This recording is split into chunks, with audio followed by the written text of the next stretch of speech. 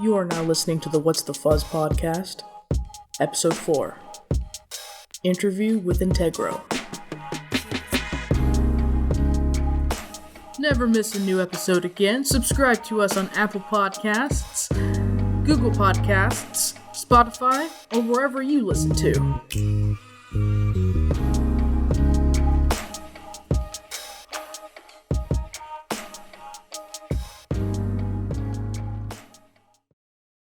Hey everybody, it's July 12th and I'm your host Reiner. Welcome to the show. Hope you all had a great weekend. In the furry world, we've got a bit of good news recently.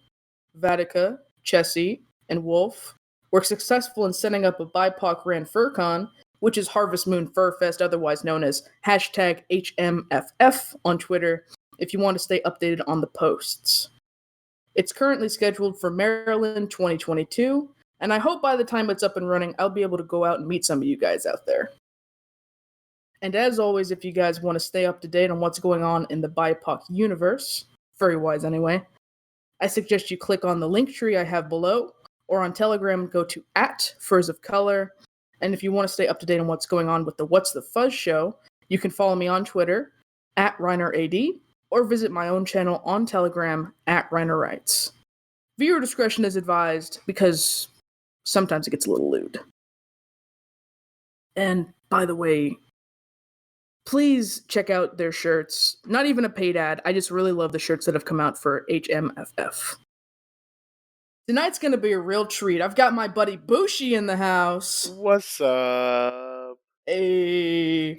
If you're not familiar with Bushi, you probably know him by his persona's name Integro, but it's weird as fuck to call him that, so I'm not going to. He's a thoughtful dragon that wandered into my Discord server a long-ass time ago, and I'm super glad he did.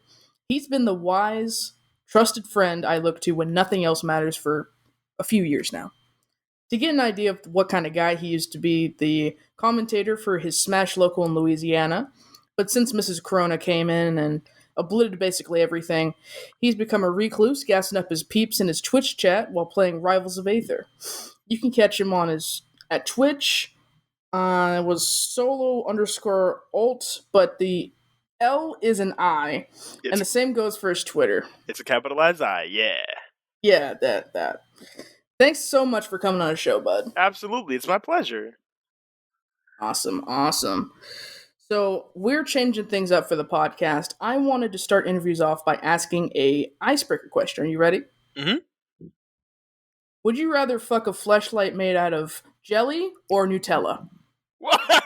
No, wait. Oh, no. Oh, wait. Oh, Okay, you got me there. Oh, you got me there. Ooh, wee. Yeah. Now see, it's wow. Okay. I think I would pick the jellies, cause like, don't get me wrong, Nutella is extremely addictive, but I got enough brown on me as is, and I don't need more. On top of this, I don't know. I'd have to ask the bottoms from the past. I don't think I taste like hazelnut. That would just be overkill. That being said, jelly, easier clean, sweet to taste. I'll at least give it a taste once and leave it at that. The cleanup is more than likely going to be really, really swift, because like just water, you're done. You know, Ooh. you don't need much effort to get the gone. So I think that would be the move. What if it gets all crusty in the folds and it gets like these little sticky parts, like in the folds? How do you? So the thing about fleshlights is that you treat them shits instantly. You do not wait to clean them shits. Once you're done with it, you go immediately. You clean the motherfuckers. So I already got the process down. I clean the inside like thoroughly as shit. Clean the outside as much as necessary, assuming a mess is made at all. God forbid, but it does happen a lot. That was a lot of information. You're right. I shouldn't have said that. Holy fuck. I was talking about the folds in your penis, by the way. But that about answers my question. Okay, so that's how we get the ball rolling on the show now. Revolution is here. Anyway. Okay. Anyway. The first thing I want to know, is since you've gone from being a panda to a dragon is 1, what got you into the fandom in the first place? Mm-hmm. And 2, what marked a change for you to elevate that part of you into who you are now? So my first interaction with, like, my first actual interaction with the fandom, like, actually was like about 2-3 years ago, maybe like late 20. It was definitely like when I was in college that I first got my first persona based off of the nickname that you guys gave me, Bushi. I wasn't very good with names, so obviously I had my little Asgore moment and just named him Bushi because hey, it's simple, it's effective, it gets the job done, and it's a very cute name for a very cute panda. I was mostly rocking him for the longest, and then eventually I kind of thought to myself, well, I don't really feel like this is what I identify as anymore. So I kind of changed to Integro because I like Bushi was who I was, but Integro is who I want to be. But in a way, I'm kind of starting to see him now like he is who I am. And it's really like thinking on it more, like that's kind of a relief to think about, thinking how my mentality has changed from yes, this is who I want to be, as opposed to oh yes, this is who I actually am, because it's self-validating to know that the character you created in the sense has become the person you become the thing you've set out to be in essence. Like I set a goal for myself and I've become like I've reached that point. So now it's just like, doing better and stuff like that. So it really helps you out mentally to have a persona that's more closely to your own person. Yep. Cause like I I've had the idea of making more characters. If I had the money for it, I would do it, but I don't, so I won't. Like I've had the idea of making more characters to like flesh out different parts of my imagination and or personality and stuff like that. And would they represent me necessarily down to the T? Not really, but some would, some wouldn't. It's just a lot of ideas that come around. But in the case of my Sona, me personally, I do feel that the closer it is to me, the more I feel like, the better I feel about it, the more connected I feel to it. And that's absolutely valid because whenever I look at a picture of Reiner, Hmm. I think the same thing.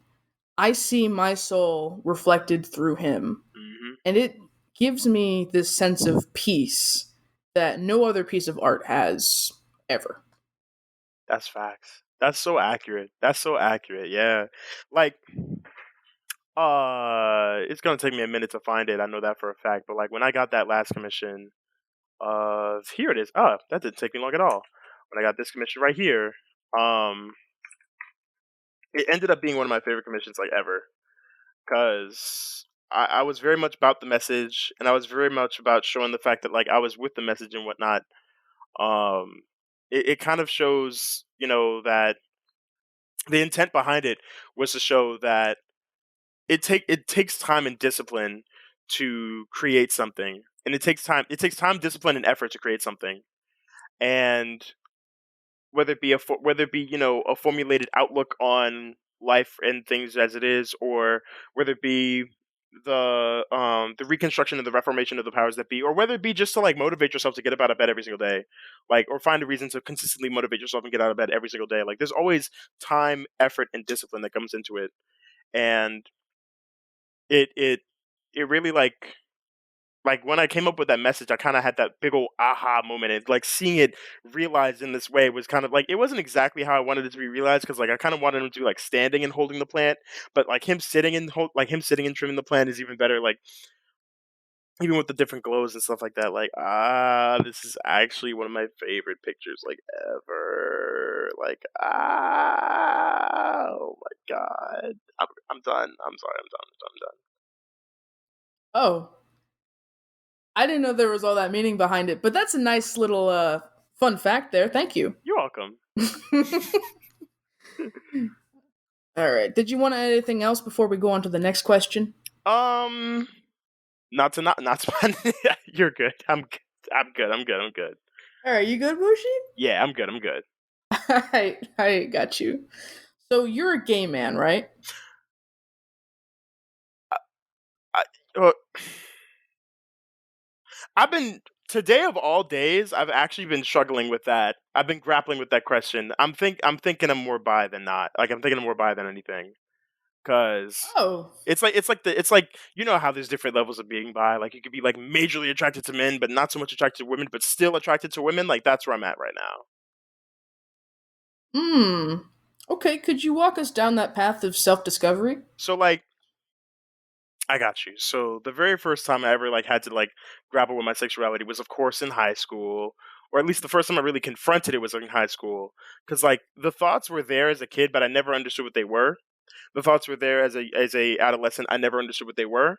But once I came into high school and I really started like actually thinking about it and like hearing talks about it and knowing about it more, I came to realize like, huh, I like dudes, bro. Like I like dudes. And it really scared me because like in my grade in particular, despite the fact that it was a 96 class, it was a small class in high school because our school wasn't that big to begin with. 96 people is not a big class in high school at all. But like out of all 96 people at that point in time, there wasn't a single person in that grade at that time that had come out as gay. We had a couple of former classmates. One in particular came out as trans. I hope she's doing well. We haven't talked in years. I know the last time we talked, it was like rough, but that's besides the point. I'm getting off track here. Point is, being in high school and being on the football team combined was a very harrowing experience to say the least because you know locker room talk is so prevalent and I'm just one high schooler in like I'm just the drop in the pond. I certainly could have been the change towards that, but when the general vibe of like, when the general vibe and the general atmosphere is already is what it is, you don't want to challenge that necessarily or like be aggressive towards it because you don't know what exactly will come of it. So I kind of just rolled with it because I didn't know any better. I just knew that if I kept the peace and discovered myself in my own time, then I would be good. You know, Hmm. f slurs being thrown out, accusations of being gay being thrown out across the locker room every single time. Like every single time they would look at me and ask me if I was gay, I always felt my heart jump into my mouth because like it was to a point where initially, you know, I declared myself as bisexual mostly because I was so afraid of just saying it, of just saying that I was gay, of just telling everybody or telling myself that I was gay. I was so afraid of it at the time. But eventually I talked to a couple of close friends. They helped me work up the courage to finally say it. And then of course, at the very like the little catalyst that really did it, ironically enough, was a video from Sky Williams. God bless that troubled ass man.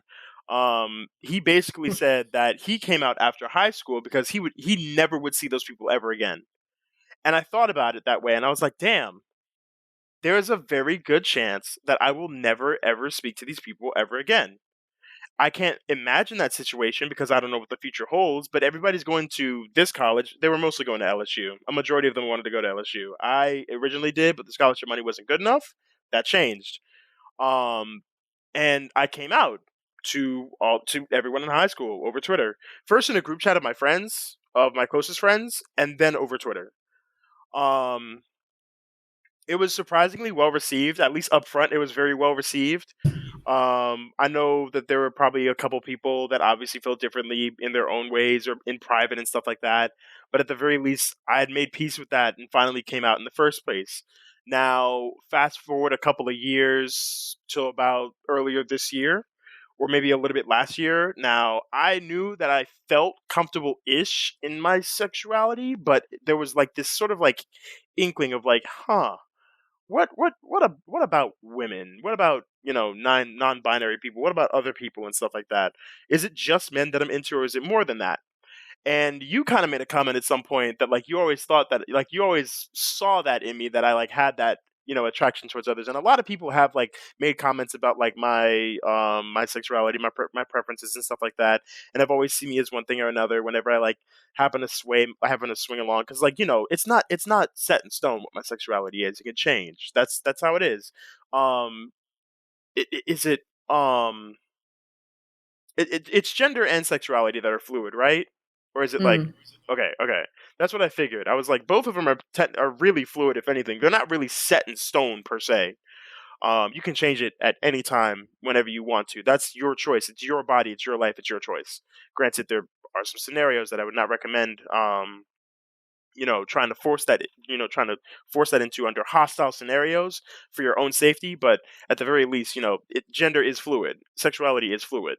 So in this case of self-discovery, I kind of, like, realized, "Yo, women are pretty damn hot too." But at the same time, like, I think it kind of evolved into it evolved from, "Ah, yes, women are hot," to, "Ah, yes, women are just women are just great." Because while it's still an unknown for me how it is with, there's some things in private spaces that are unknown to me. And would I like to explore those? Surely. But I do know for a fact that at the very moment, I'm more romantic towards women and more asexual towards women. But that, of course, is not set in stone. It's more so that I'm just more comfortable being romantic with women than being sexual with women, if that makes sense. Hmm. Okay. So you're scoping things out to see how you like it. Essentially, yeah. Because, like, yeah, like, I've really come to the conclusion that, like, especially when it comes, you look at my preference of men, I don't really have a specific preference. I do have, there are if there are obviously extremes that I'm not a fan of, and personality is always the biggest selling point for me. You could look the best but be an absolute douchebag, and I hate that. Mm-hmm. But when it comes to like my preference in men, like my last two exes were two completely different people. One was a skinny, one was a skinny black man. Second one was a chunkier, not too chunky, but a chunkier Latino.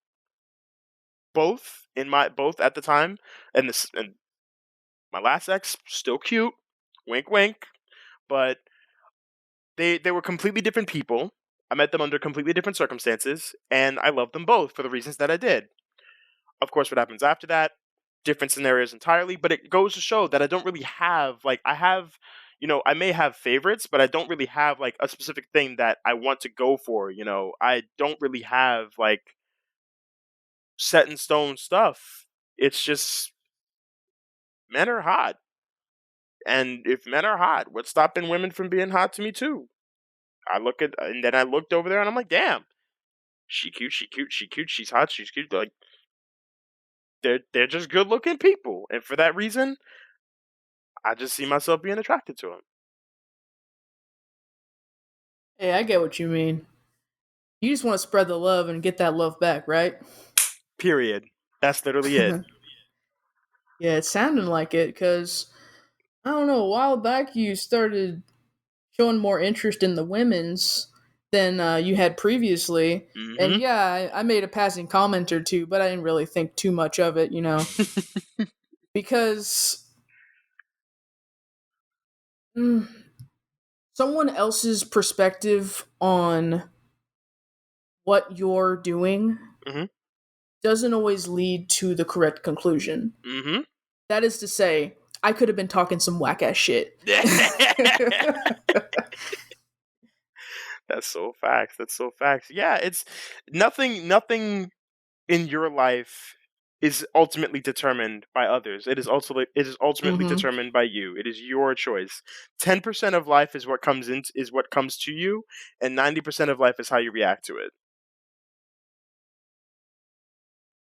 Hmm. No, I never thought about it like that. Hmm. But hey, I'm super proud of you for taking the time to essentially deconstruct yourself to try and understand your sexuality more as it grows and evolves with you, Thank you. especially when it came from such a uncomfortable Yeah. time for you. I Yeah. would say uncomfortable. Yeah. Yeah. Yeah. That's for sure. That's for sure. All right. Well, I was also wondering if being a furry changed anything about your sexuality, since you've been struggling with your sexual identity longer than you have been a furry. And even when you were a furry, you were furry adjacent first. Hmm. That's facts. Long story short,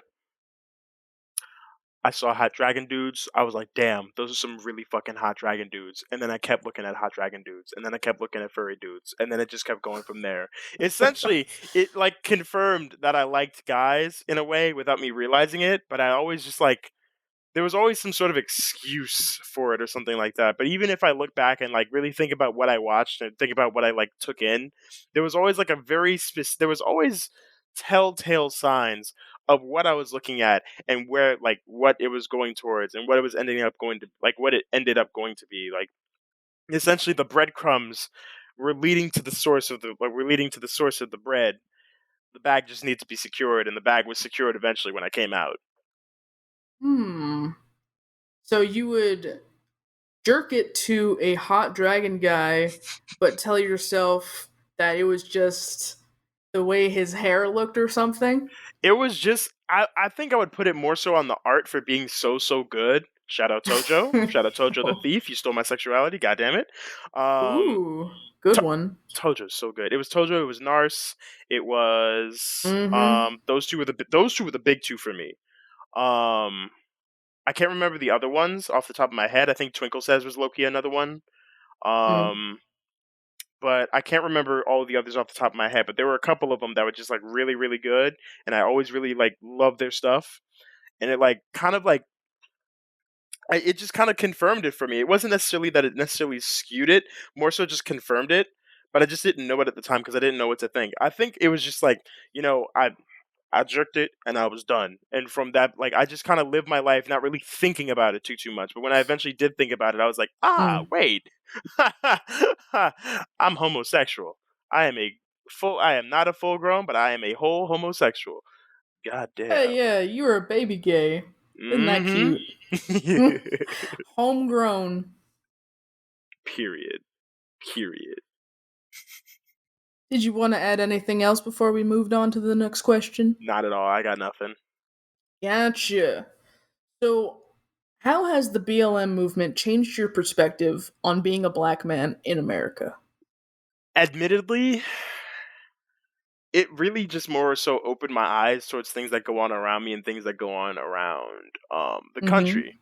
There was always like that what BLM stood for was always something that I was taught in essence because, people talk about all lives matter, but all lives cannot matter until Black lives matter. It's that simple. Word. And, the idea of unity among different people of different walks of life and different races was always something that I always kind of like interacted with all the places that I went. My upbringing essentially put me in non-black, like I didn't go to majority black schools for like all of my life, really thinking about it. I think the one exception was maybe my daycare, but even beyond that, I did not go to majority black schools for all of my life. So, despite that, my parents did still keep me level with the idea that, like, cops are some bullshit. It wasn't really too much, but BLM just kind of like opened my eyes towards more of it because I always heard about the Rodney King stuff when I was younger, but I didn't really like pay much attention to it because when I was younger, it really wasn't important to me. But then as I got older, and then like Trayvon Martin happened, I was like, yo, that's fucked up. What? That's fucked up. And there were a couple of high profile cases that I looked at and I was like, yo, that's fucked up, i.e. Casey Anthony. It's not relevant to the topic, but at least like in my mind, it was still very fucked up that she just walked away from that shit out of like just from all that. But, it was Trayvon Martin at first. That one, I was like, that's fucked up. George Zimmerman is a bitch. I still think George Zimmerman is a bitch. But he's an Olympic villain. He's going for the gold. He signs his name on Skittles for his fans. Yeah. It was some other scummy shit that he did. I forgot what it was beyond that. It was some other scummy shit that he did. He is absolutely going for the gold. And he is going for the gold. He's got like 3 medals already. Really though, he is a homegrown Florida bound, like he is a Florida bound, homegrown baby back rib ass bitch. Point blank, period. And I cannot fuck with the man for real. But then it was Ferguson that happened. And that changed my perspective seeing those, the guys that got, the guys that killed him go free. I was like, damn, that's fucked up. And then I think George. Yeah. Oh God, there's so many names that have come into this into the active sphere. Don't even get me started on black women who, if anything, have been underreported more than anything. Breonna Taylor is the most recent extremely relevant name among this long line of names of people that have had their lives taken unfairly by the police. But there was a death. I cannot remember it for the life of me, and I cannot believe I cannot remember it for the life of me. But in Baton Rouge, there was another case in this. My state's capital. This happened in. It happened in my state's capital, and I was like, "Damn, that's fucking wild." It's not my city, but it's still my state. That's fucking wild. And like, it should have confirmed to me that it can happen anywhere, because it can happen anywhere. No matter where you are, no matter who you are, every single one of these has been different for different reasons. Philandro Castile was in a traffic stop, got lit the fuck up. Breonna Taylor was sleeping, got lit the fuck up. George Floyd choked 8 minutes 46 seconds with a knee on his neck and a knee on his back. You know, over a long period of time, lit the fuck up. All for different reasons. I forgot which one. I forgot whose name it was that was trying to sell cigarettes outside, and they got choked. He was the first one that, I Can't Breathe became a very relevant. Garver, something like that. Oh man, I feel really really shitty for not remembering these names, but there have genuinely been so many that I've literally forgotten them to this point, because there have just been so many. And for all different reasons too. You had the guy that was killed by two white dudes for just jogging through the goddamn neighborhood. Yep.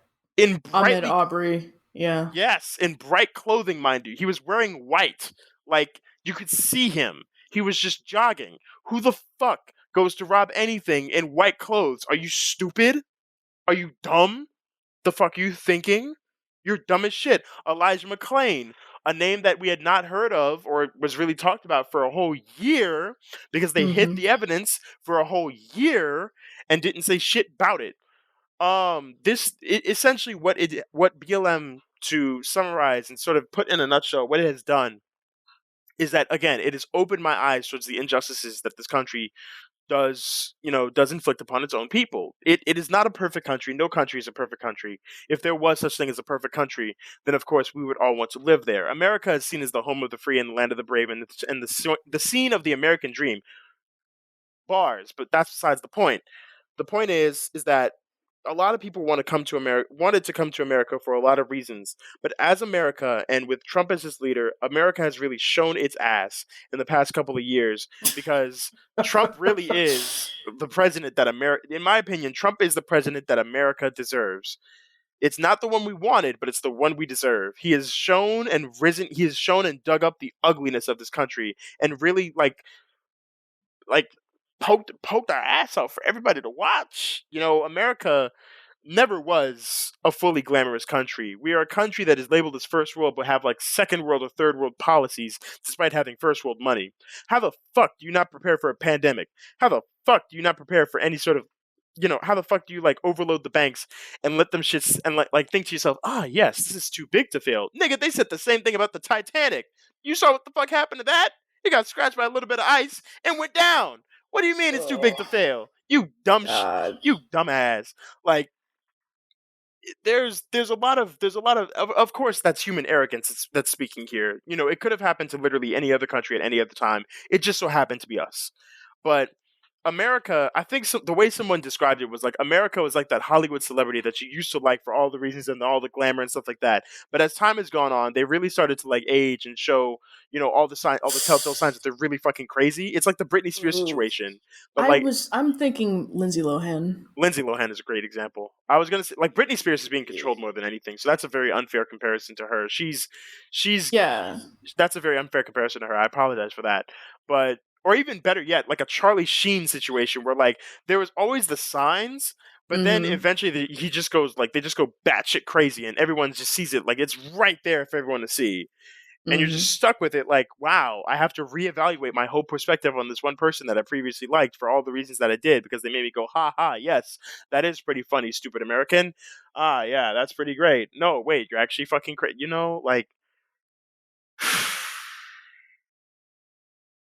What the fuck? Yeah. there's a lot of fucked up shit going on right now, and I'm glad that the BLM movement has taken root and is a thing. Mm-hmm. It's just so fucking tragic that there's just an endless amount of names. Yep. And everyone has a story. A story that is basically a black person tried to do a relatively like monotonous thing and they were murdered for it. Yep. Like, and then to see people try to justify their murder is the most asinine, frustrating thing by far. I can't talk to those people. I cannot talk to those people. The moment they even try to do that shit, I'm done. I can't. Seeing George Floyd died of coronavirus, me seeing people try and dig up some kind of dirt on Ahmaud Arbery, someone trying to dig up literally anything, any reason at all, but they don't understand the fact that no, you should not shoot and kill someone for running away. Mm-hmm. No, you should not shoot and kill someone for getting a little upset because you are making them late for work at a traffic stop or something like that. Mm-hmm. These reasons, quote unquote, are not reasons to kill. These are supposed to be the people that enforce the laws, even though most of them don't even know the laws. It's it's crazy. You mentioned those reasons. Literally earlier today, I saw two comments to a Breonna Taylor tweet talking about the fact that not even the fact, talking about their idea that she deserved it because she sold drugs, or she deserved it because she was a criminal and she had a criminal past. I at first I scrolled past that because that's some bullshit. But then I stopped and said to myself, okay, wait. Let's see what the replies say. In every single reply, at no point did they further justify their comments with any definitive or conclusive evidence. Nothing. They were simply coming up with a bullshit reason to justify these murders. Because in their mind, they do not see them as worthy people. They do not see them as people that are worth anything. And that is disgusting. That is absolutely despicable that you would go out of your way to justify the murder of these people by people that are supposed to be protecting. And by the way, the police are not legally obligated to protect and serve the people. That is a thing. It was settled in the Supreme Court like 30 years ago. That is a thing.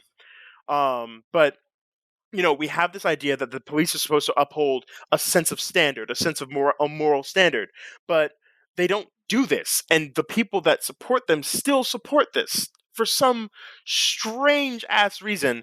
And the only conclusion I can come to is that y'all some racist ass motherfuckers. And y'all all honestly believe that we don't deserve to, we don't deserve the same rights and opportunities that you do. We don't deserve the same chance to live our lives as you do. The same police department that killed Elijah McClain was the same one that took in that crazy-eyed, orange-haired, Aurora movie theater shooting ass motherfucker, booby trap a whole apartment building ass motherfucker, talk to him, bring him in, get him into court, have the due process go out, and let it be. A whole ass terrorist. A terrorist. They let it be. But Elijah McClain, a black man. That's all it takes. A black man. This isn't, it's not necessarily, there may be people that will say, oh, this is fear-mongering, what you're saying is fear-mongering, what you're saying is not true, they wouldn't just shoot him because he's a black man. No, they will shoot him because he's a black man. You know why? Because there are actual racist-ass people in this motherfucking country. It's that simple.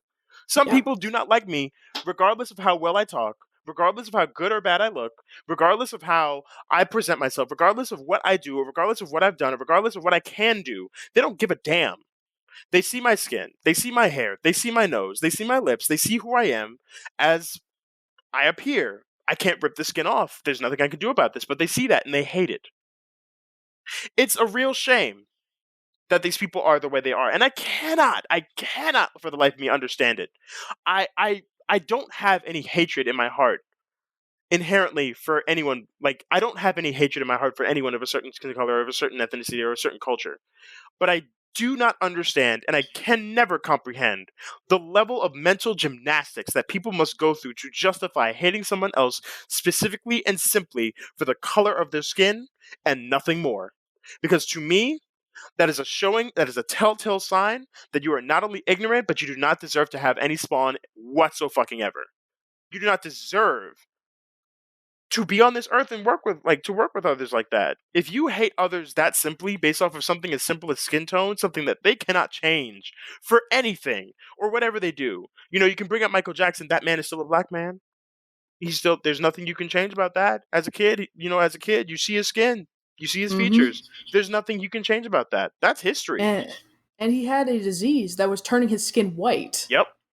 In the first place. Like, I don't understand why people would even bring that up. He was you're right. As he was getting older, he was getting lighter and lighter and lighter. So there's, to me, the idea of racism is one that has always boggled my mind to no end. I understand the sense of cultural tribalism or tribalism in general, where because we all started in different groups of people and everybody feels safest with the group they're the most comfortable with, hence representation being such a very important talking point, not only in major media but in the furry community itself.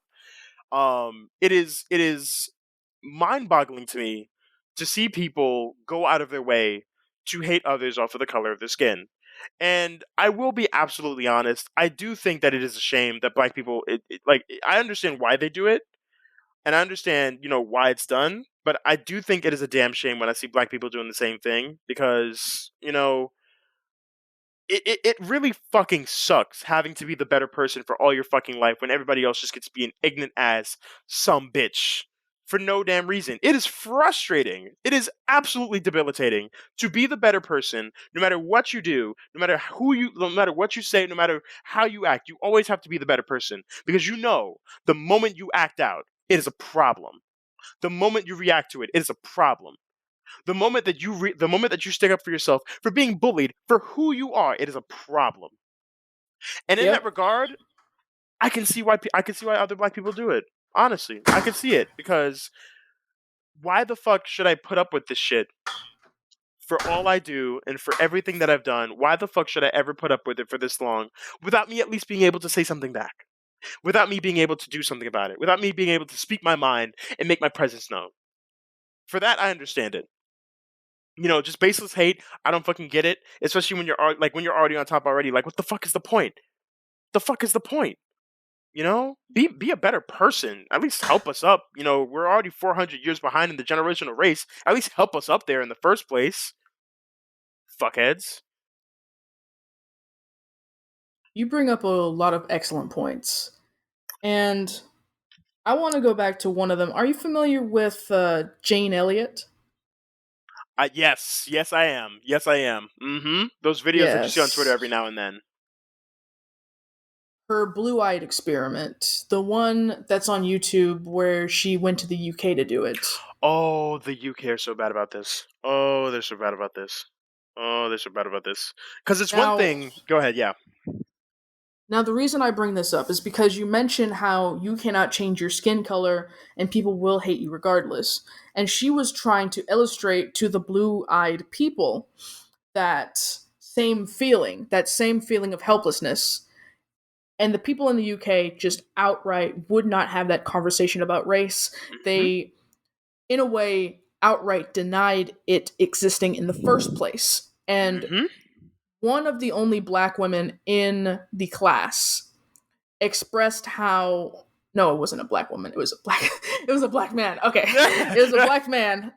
He was expressing how he does not feel comfortable picking up his daughter, who is white passing, because of the way that he looks. He doesn't know if people will judge him because of how he looks and potentially call the police on him because it does not look like his child. Yeah.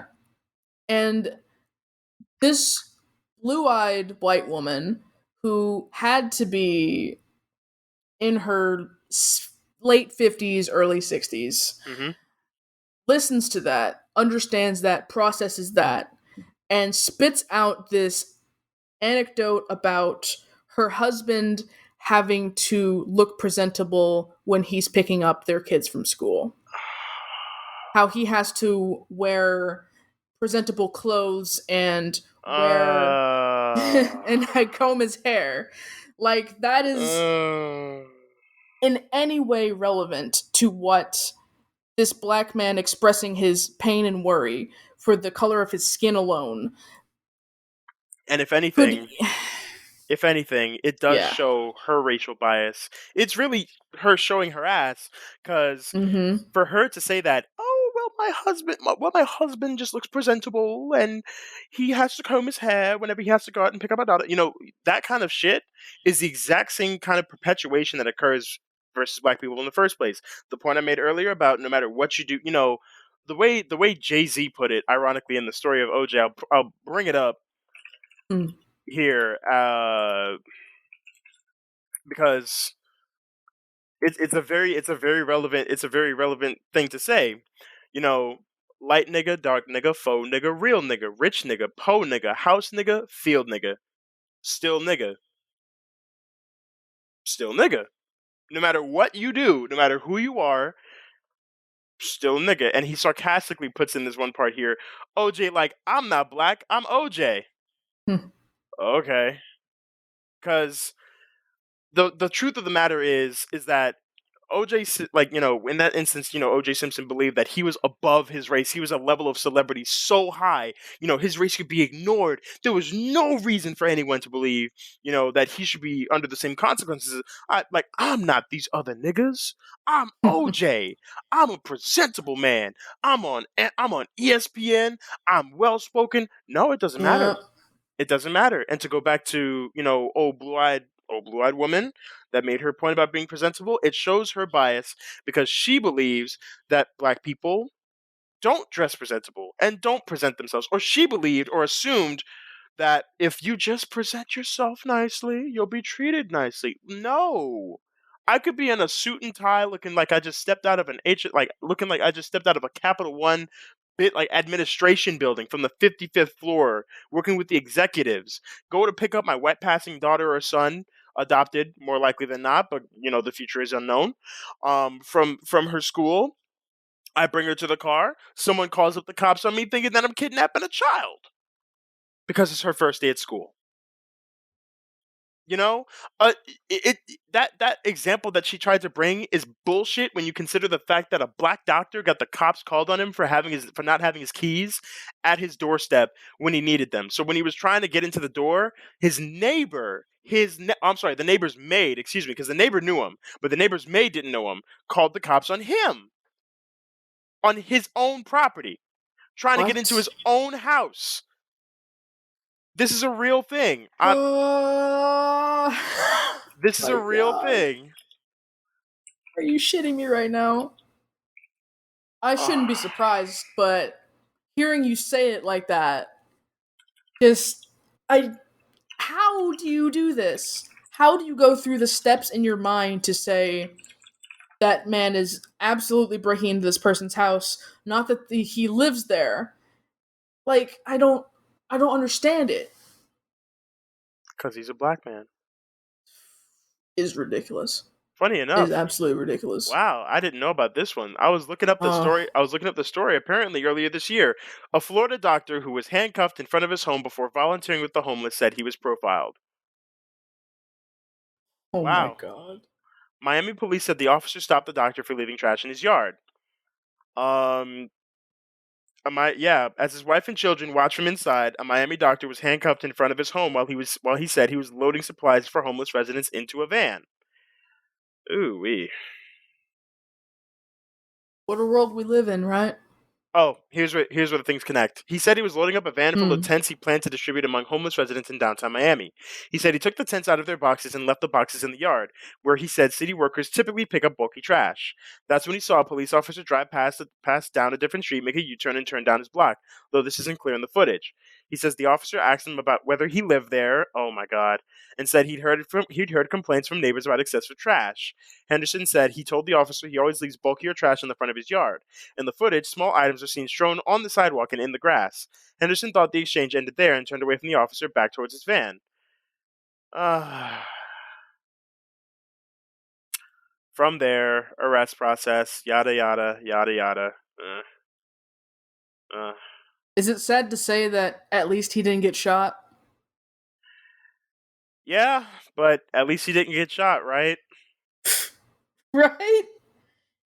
Gosh. God damn. All right. All right. Moving on. Mm-hmm. So, right now, a lot of things that they've focused on have been purely performative. Kneeling, changing Aunt Jemima's name, Mm-hmm. and Quaker Oats, white voice actors backing out of ethnic roles, etc. None of that really changes anything, Yep. but it's formulated to make us feel like things are happening, like things are changing for us, when really they aren't. Mm-hmm. So my question to you is, what do you feel needs to change in order for things to truly be different? The one thing I will give is that in the case of voice actors stepping down from their roles, I do think it's performative, but at the same time, it does open up space for black actors and black actresses to take those spaces, and I think that's an important thing to notice. It's not necessarily a black and white thing. Like, yeah, they're stepping down from their role, but like at the same time, black actors and actresses do get rejected at a much higher rate for just being, you know, black actors and actresses. So Mm-hmm. to have those opportunities be opened up by these well-known actors and actresses is actually a boon more than anything. It is performative, yes, but it's despite the fact that it is performative, it's still a good thing in the end because like it gives more opportunities for whether actually let's go with minorities, black people and people of color to take up those roles themselves. Now, granted, there are a lot of black people that have been in very well-known roles that aren't necessarily literally black. So like, oh man, that's fucked up. How did this come up right as I was talking about this? God damn. Oh man. I'll Hmm? get to that. I'll get to that in a bit. But you consider the fact that, like, in most cases, a lot of black people have had to really work their asses off or like find a way to work themselves into the spaces that they have now. Jordan Peele. Let's try and segue into this. Jordan Peele. Um, Prime example of this. The reason why he got popular, haha, funny black man. But what he proceeded to do afterwards was create one of the best horror movies of all time and create a second movie that garnered great conversation, even if it wasn't as easy to like digest as the first one that he made. It was still another great outing for him. Then on top of this, because he's so well known, because he is so like established within like you know within Hollywood, he's creating a space for black actors to get roles. He's creating a space for black actors and actresses to get roles. So it's like while the performative things are what they are, there are some people making lanes and there's more opportunities coming up for people to make lanes as things go on. The reason I freaked out, or the reason I made the comment was cuz this tweet here, I'm gonna link it in the group chat. It says the most fucked up part of Get Out wasn't even the abductions or the creepy shit. It was when the cop car showed up and literally every black person in the theater was like shit or oh man or gasped. That was the tell. And it's fucked up that it's really fucking true. I had the exact same reaction when the cop car showed up. I was like, oh shit. He's about to get arrested, isn't he? And originally, he was. The original ending to Get Out was that he was going to be arrested and he would be behind bars. But instead, Peel changed it because that's a depressing ass ending. And who the fuck wants to watch that? What the fuck? But it's a very real ending. That being said, to get back on track Mm-hmm. with performative stuff and what needs to actually be done, I saw I watched a video earlier when I was picking up some red beans and rice from my dad's house. Um, they talked the guy was in Syracuse and he was talking about how he wanted a $20 million budget cut from the police there. Reason being, the police only 5% of them actually live within the community that they serve. What? 5%. 5%. Where the fuck? What? Where do they come from? What the fuck? Suburbs. They come from the suburbs. Damn, so they can just come in, fuck shit up, and leave like they don't even give a fuck. Bingo. Damn. Bingo. So there, like that was the biggest point. Like that wasn't just the biggest point of his argument. The biggest point of his argument was that the mayor of Syracuse had given the most politician-ass answer ever. We are looking into options and we are considering them. You know, we are considering options. We are looking into options, and we'll get back to you when we have something. You know, the most politician-ass answer, which essentially says, "We don't give a fuck. This is not what I want to be focused on right now. Shut the fuck up. Leave me alone." And the man called him out on it because that's you know, when you hear that, nothing is going to be done. Nothing is going to be done. 9 times out of 10, nothing is going to be done. And like that in particular is what I want. I want the reformation, of police departments across the fucking country. Everywhere. Because better, like, it can be done better than this. Easily.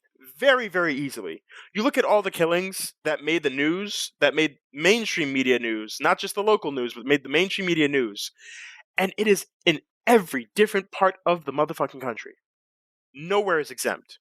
Midwest, yup. South, yup. Northeast, yup. Northwest, yup. Southwest, yup. You name it. It happened. And for these performative actions to occur is fucking exhausting. Because y'all, like, these people are not getting the fucking point. Yes, thank you for painting Black Lives Matter on your main street in fucking Baltimore, nigga. But do better and fix your fucking police department, please. Like, don't just do that. Do better. Oh, yes, thank you for naming the street after one of the people that got killed. But is that helping the people that will be killed in the future by your own police department who you've refused to hold accountable for the actions that they've done to other people? I think the fuck not, you trick-ass bitch. And it goes further than just harming black people. When you see police officers that are genuinely sexually harassing women as they're making arrests. Yep. Oh, God. The amount if they fight back, who do you think will win? Police officers. What do you think happens then? Every single time. Every single time. You fight back, you're resisting arrest. It's a battery against an officer. They have a charge for it. It's the same way that an officer will bump into someone at a protest, and they consider that battery. Yeah, you heard me right. They got it on video. Like, an officer bumped into someone and arrested them afterwards, after starting the conflict. What a fucking joke. It is literally that simple. What a joke. It is literally that simple. Not to mention, these are the same police officers that go out of their way to target certain protesters and arrest them after finding them through tracking on social media, you know, facial tracking and all this stuff like that. They go through the process, they go to their houses and they arrest them while they're in their fucking homes. You know? There are actual crimes being done. But oh, you protested against our little buddy group here that we're having such a good time with and earning $200K pension for. So we're obviously going to have a problem with it. It's not like, you know, we're doing wrong or anything. We're just doing our job. It's not a problem with us. It's a problem with you. So we're going to go after you because clearly you have a problem, but we don't. But the fact is that they do. And the fact is that they do need to be changed. Some things you cannot reform, like the amount of white nationalists that have made their way into police departments across the country. You cannot reform. Yep. You cannot reform that behavior. You can't do it. It's not going to happen. No. You'd have to make like a reverse Mike Pence and electrotherapy the motherfuckers out.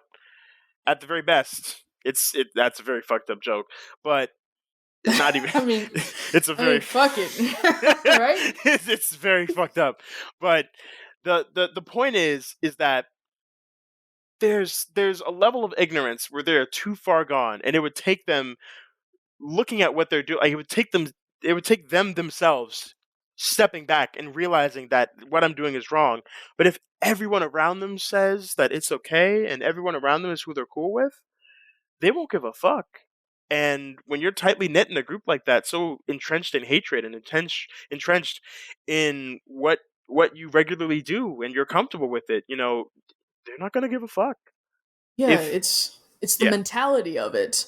They're basically trained to be unfeeling monsters, us versus them kind of thing. Literally. And it's even more damning when you see how these police officers, have very little requirements for qualifications. It's a very very sad thing, in particular, when a police officer can get like 8 weeks of training, and other professions that don't require you to judge the morality of taking someone's life or not, have training that's much longer. Like electrician, like plumbers, hairstylists, bruh. Like, oh boy, I'm gonna style someone's house. I'm sorry, yeah, that too. I hope I don't kill them accidentally. Oh boy, I'm gonna style someone's hair. I hope I don't accidentally like singe their fucking skin off. Whoop-de-doo, like, ugh, exhausting. You will play 1,000 hours of Smash Bros to get top 8 at a at a major tournament before when you could really just go into a cop academy for, what was it, like half that, maybe 100 hours or something like that. 8 weeks, 7 days a week. That's 56 days. Yeah. 56 times 24. That's so depressing. That's so depressing. Yeah. Like, before all this happened, I never knew that was the reality of the police. And that was the reality that we faced as, darker skinned people. I'm technically light skinned, but anyway. It counts. I'm black and Mexican, so they have double the reason to kill me. So God bless your soul, honey. I'm gonna protect your ass for sure. Oh, thank you. You're welcome. I'll leave at least this one last bit about this conversation. There was a case. Sidney Torres, owner of a garbage company down here in New Orleans, in the French Quarter where he lived, police response times were taking up to 2 hours, 30 minutes to 3 hours. So he said, nah, y'all fucking stupid. Watch this. And he hired his own private police force. The response time went down from the times I mentioned earlier to 30 minutes. 30. 30. What the fuck? Because his own private police force was in the French Quarter. NOPD said, no, you can't do that. They took in those officers. Response times went right the fuck back up.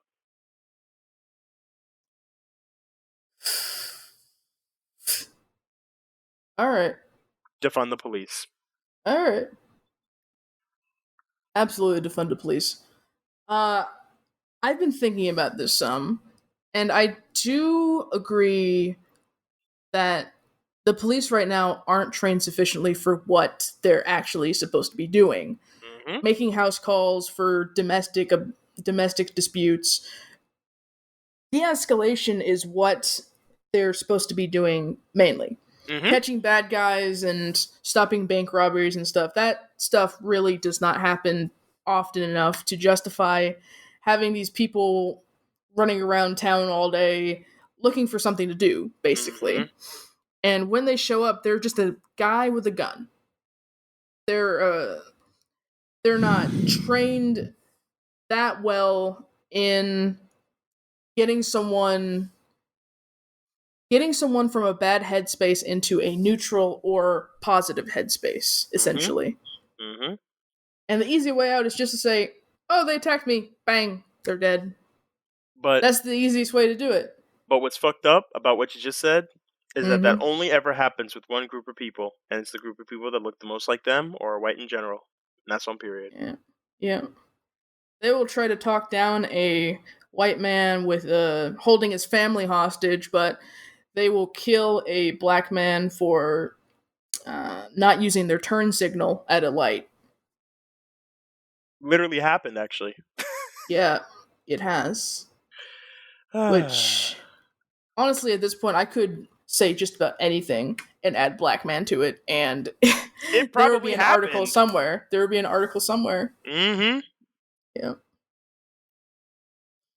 If we can defund the police and put those funds into schools, social workers, charities, resources for people to better themselves, then the crime rate will go down. It will go down because people will have what they need, and they will take what they need to better themselves, because no one wants to be stuck in a situation where they're just stuck in poverty and they can't go up and they can only go down. Mm-hmm. Nobody wants that.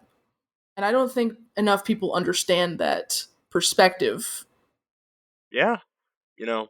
To add on to your point, just as a last bit, just to add on to your point here, a lot of people wonder, oh, there's black on black crime, like what are you guys doing about that?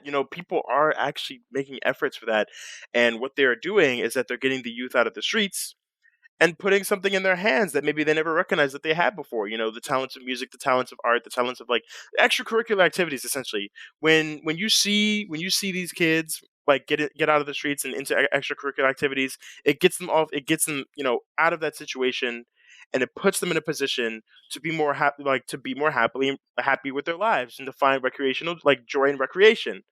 So with the idea that it should be just strict, harsh punishment or death for these people, that in no shape, way, or form deserved death. You know, it's damning, and it's damning, and it's a damn shame, is what I'd say. I couldn't agree with you more. Happiness begets happiness begets happiness. Period. And then people won't have a reason to do the bad thing because they will feel the bad thing. Mm-hmm. It's bad thing. Mm-hmm, all right, anyway, last question for you, Bush. Gotcha. I want to end on a bit of a positive note here. Mm-hmm. Who do you feel is a good representative for the furry community as far as a black gay furry may look to? That's tough.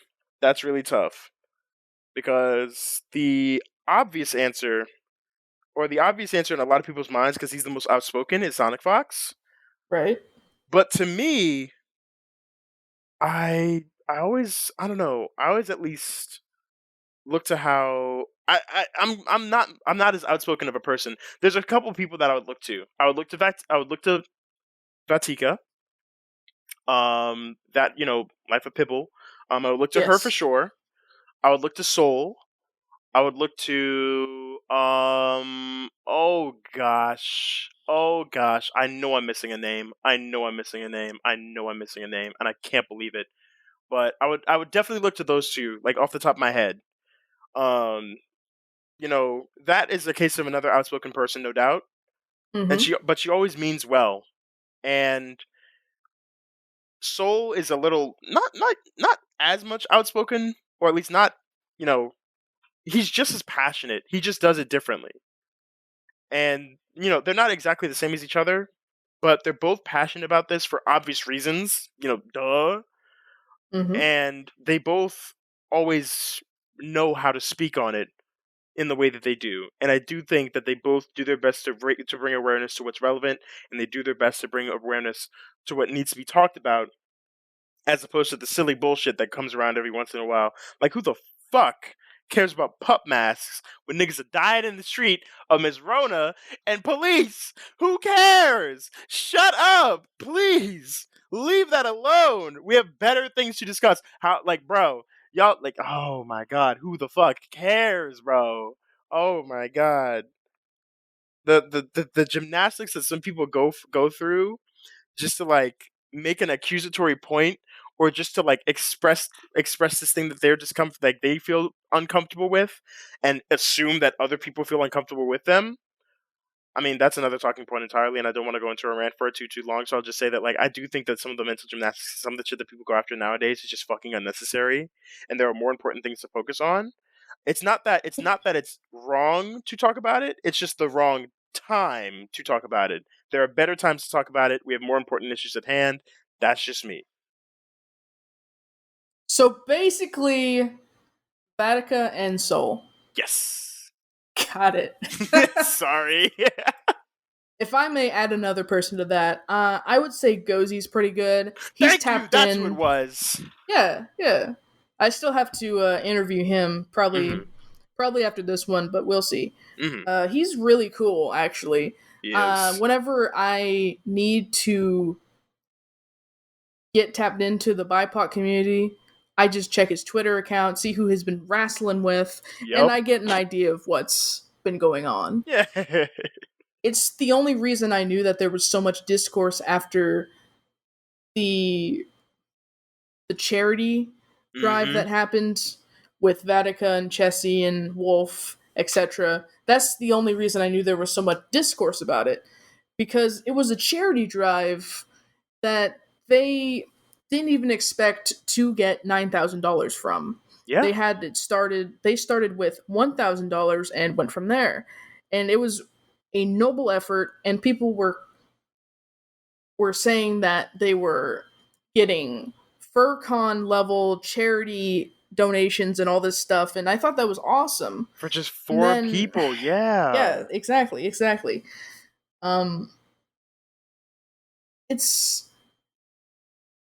just kind of strange, honestly, that people would come out of the woodwork, come out just to talk straight out their fucking ass. Yep. Saying that they shouldn't be proud of their accomplishment, that they're boasting, that they are not handling it well. What are you talking about? No, really. They're just proud of their work. They're proud of the fact that 4 Black and POC people were able to raise that much money in a single night at the level of which an entire con would have to do so. They have a right to be proud of their work. They have a right to look at what they've done and say, this is great. We did great. Thank you everyone that helped. You helped us do what we did. Thank you so much. We did great. It's literally that simple. That's all they did. Exactly. It was something to be happy about. And we deserve that. We all deserve that shit, man. Come on. Really though. And with this BIPOC-led FurCon discourse now, the white people are just throwing themselves at a wall, saying that it's white exclusionary. It's white exclusionary because it's a BIPOC-led FurCon. No, that's not what that means, you freaking idiot. That's not what that means. Like, white people are allowed in. It's just not ran by white people for once. It's meant to be with a heavy focus on BIPOC people, and that doesn't mean that you're like. It's like that one. You know the artist that makes the "Oh No" comics. I think so. That specific one about. It's that specific one. Like, we're not comfortable here. We're gonna make our own space. We don't like you being in your own space. Oh no. Yeah, I know.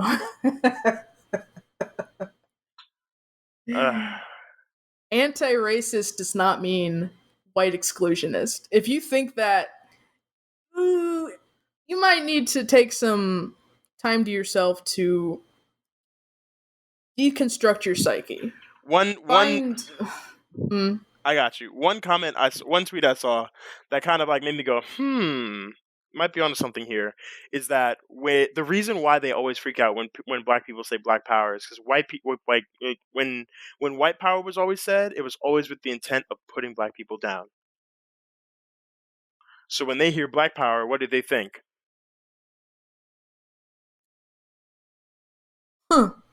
Yeah.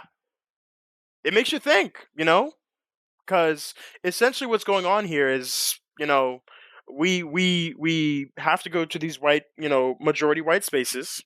It takes us forever. I've seen so many friends that have gone to cons, or even just, BIPOC people in general, talk about how they go to cons and they really fucking struggle to find Black people or minority people at these cons. It is a struggle for them most of the time. And for all those BIPOC rooms that existed in the past before it, that was so cool to me. I always wanted to go to one of those. I think if anything, like, if I went to a FurCon, I would want to be in one of those rooms. And to finally have a con like that, that's just like that, man. And then it's outdoors and it's camping. I'm like, like, man, if this thing works out, I'm saving my money and I'm going straight up. Harvest Moon, we out ya. That's on God. For real. For real indeed. Maryland 2022. I'll see you there, buddy. You got it, sis. You got it. Sis. My God. All right, I think that just about wraps everything up. Thank you so much for coming on the show again, Bushi. Really appreciate it. Had so much fun with you on here. It's my pleasure. It's my pleasure. I liked listening to you go all Speedy Gonzalez, talking all fast and everything. I'm sorry. It's a bad habit of mine. It's all good. It's all good. All right, well, if you'd like to support the show, just share this episode around, tell us what you thought, what to improve, all that jazz. We've got a tip jar linked below, and links to my social media at ReinerAD, on Twitter, my sound engineer at VioGoat, and of course the guest of the hour, Bushi, at solo_alt, but an I instead of an L. Thank you so much for listening, and I'll catch you next time. See ya!